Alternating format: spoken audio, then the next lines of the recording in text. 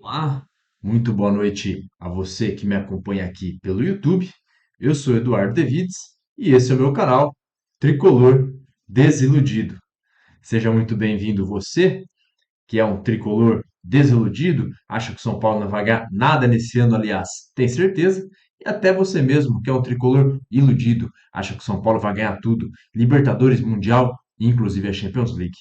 Você que me acompanha pela primeira vez neste canal, peço encarecidamente que se inscreva. E a todos, de uma forma geral, que curtam esse vídeo, ativem o sininho para receberem mais notificações de vídeos. Assistam aos nossos curiosíssimos e divertidíssimos shorts.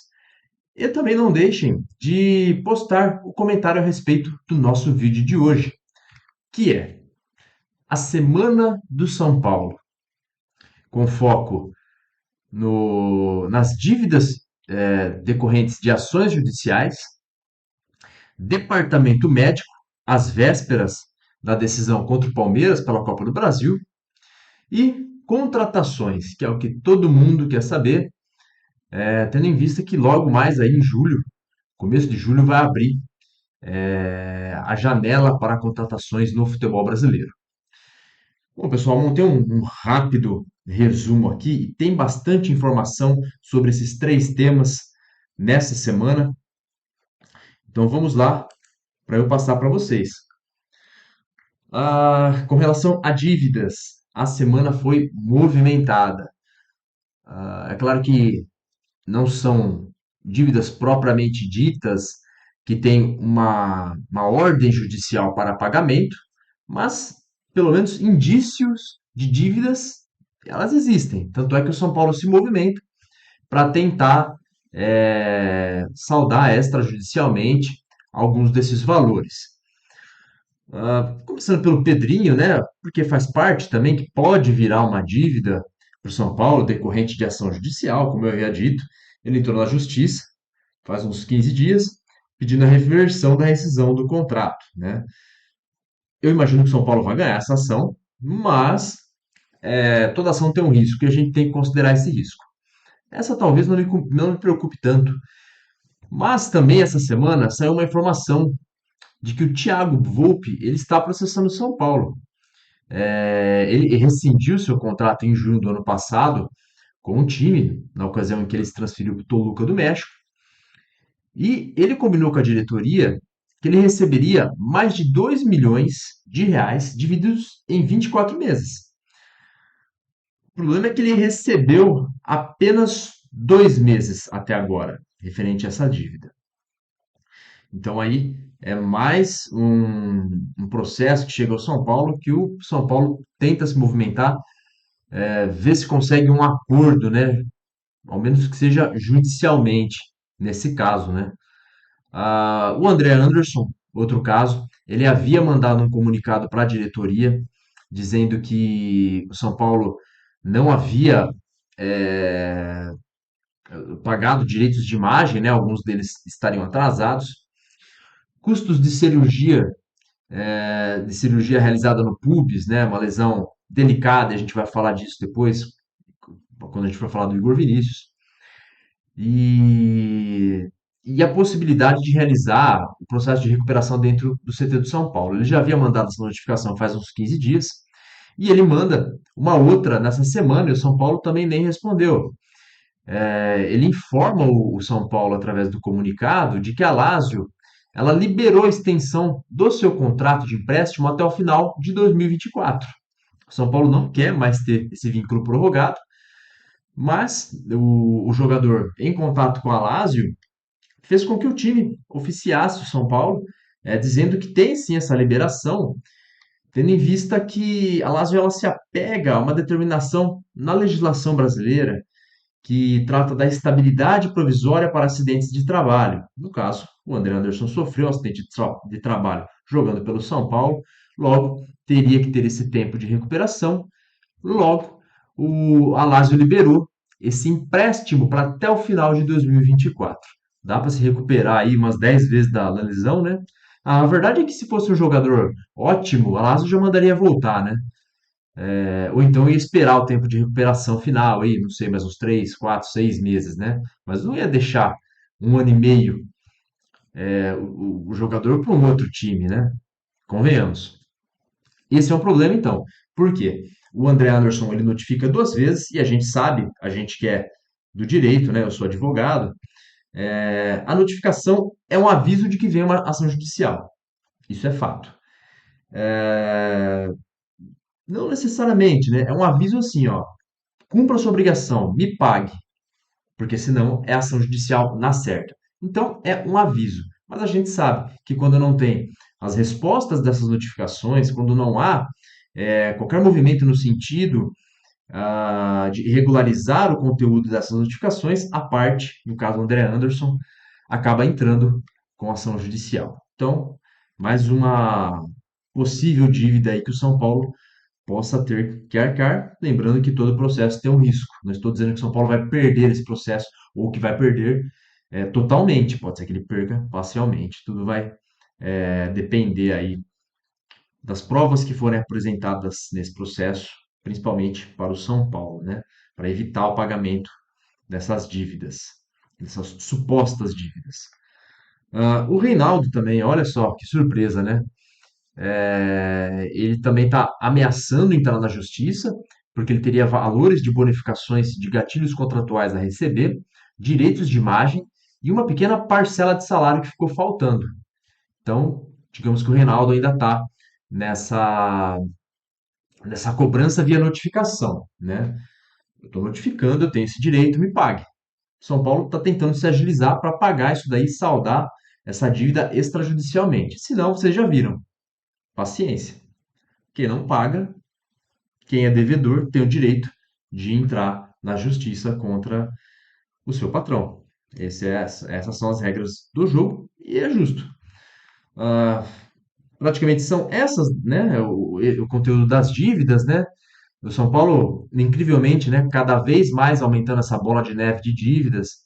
Vai vender jogador? Todo ano vende jogador, não adianta porcaria nenhuma. Todo ano a gente tem problema com ações trabalhistas, com salários que estão sendo pagos atrasados.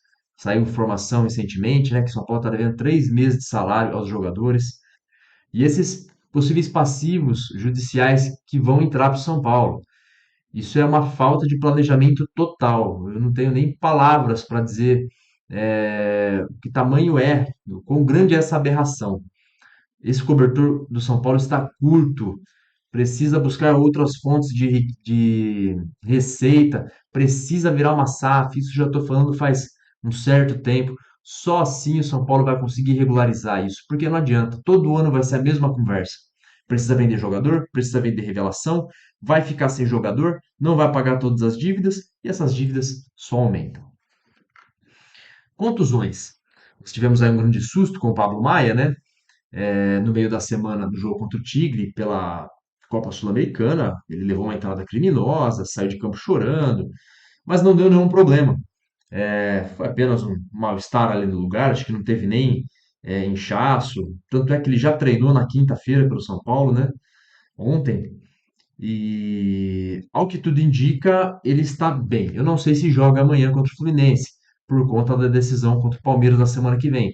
Talvez Dorival Júnior vá poupá-lo. Essa é a tendência. O Caleri, que também se queixou de problemas aí no último jogo contra o Tigre, ele estava com dores nas costas, ele até acusou isso durante o jogo. Então, pelo que eu li, eu pesquisei, o Dorival também vai poupá-lo, preservá-lo para o duelo contra o Palmeiras. E tem que fazer isso mesmo. Por quê? Porque o São Paulo está desfalcado. Já não vai ter outra surpresa, não vai ter o Beraldo. Ele teve uma lesão ligamentar no tornozelo no treino da última quarta. E ele pode ficar fora por mais de um mês. Então, olha só, contusões que só aumentam. O zagueiro, uma grata surpresa nesse ano, né? Que a gente achou na nossa própria base. Estava indo muito bem, formando uma dupla de zaga com a Arboleda bem legal. Não vai poder jogar, inclusive contra o Palmeiras. E é aquele Deus nos acuda, né? Tem que fazer para o ímpar, ver se vai entrar o Diego Costa, que é ruim, ou o Alan Franco, que é pior, né? Paciência, não tem o que fazer. É mais um desânimo para esse mata-mata aí da Copa do Brasil. E também jogadores que já estão um tempo fora do São Paulo e que esses dias o Globo Esporte ele trouxe para o site para informar o torcedor sobre a situação deles. O primeiro deles é o Igor Vinícius. Disputou 2 jogos esse ano. Ele saiu contra a Ferroviária, na segunda rodada do Campeonato Paulista, se queixando de dores no pubis, fez cirurgia e tudo mais. Fato é que a gente está em junho, julho praticamente, ele ainda não voltou. 6 meses fora, né? Um grave problema no pubis, então. E essa demora para recuperação, segundo o Globo Esporte, né? E que tem como uma justificativa é que o pubis é uma região delicada e que possui difícil diagnóstico, né? E cada organismo ele pode responder de forma diferente. Ele até chegou a fazer uma transição ali em abril, mas não deu, ele recuou, voltou a ter dores e a verdade é que ainda não há prazo para a volta de Igor Vinícius. Uma situação parecida, né, de demora para voltar, chegou a treinar com os companheiros um período e precisou parar, é o Erisson, El Toro, né, aquele que veio ali do Botafogo, ele estava em algum time, acho que na Europa, não lembro o nome, depois que ele saiu do Botafogo. O Erisson, ele fez apenas 5 jogos pelo São Paulo, olha só. E um deles muito marcante. No jogo na Argentina contra o Tigre, ele fez os 2 gols, jogou muito bem. O São Paulo ganhou de 2-0. Na partida seguinte, que foi a primeira da terceira fase da Copa do Brasil, contra o Ituano, não lembro se era a terceira fase, mas enfim, foi o primeiro jogo contra o Ituano. Ele jogou um tempo.